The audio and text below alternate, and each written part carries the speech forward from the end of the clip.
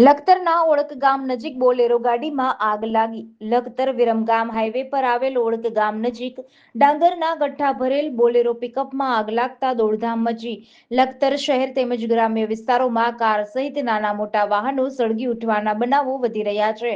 ત્યારે લખતર તાલુકાના ઓળક ગામ નજીક આવેલ માલેકા ગામના પાટિયા પાસે આજે બપોરે ડાંગરના ગઠ્ઠા ભરેલ એક બોલેરો પિકઅપમાં કોઈ અગમ્ય કારણોસર આગ લાગી હતી અને થોડી ક્ષણોમાં જ ડાંગરના ગઠ્ઠાનો જથ્થો તેમજ બોલેરો ગાડી સળગી ઉઠી હતી.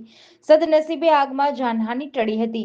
રામછાપરીથી ડાંગરના ગઠ્ઠા ભરીને ચોટીલા તરફ જતી બોલેરો પિકઅપ ગાડી ઓળક ગામ નજીક પહોંચતા અગામ્ય કારણોસર ડાંગરના ગઠ્ઠામાં આગ લાગતા જોતામાં જ ડાંગરના ગઠ્ઠાનો જથ્થો સળગવા લાગ્યો હતો.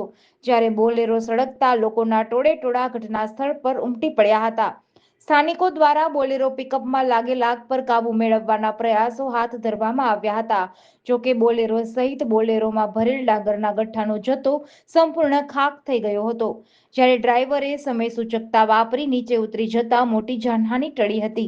ઘટનાની જાણ લખતર પોલીસને થતા લખતર પોલીસ તાત્કાલિક ઘટના સ્થળે પહોંચી હતી અને આગના કારણે કોઈ દુર્ઘટના ન સર્જાય તે માટેની કામગીરી હાથ ધરી હતી.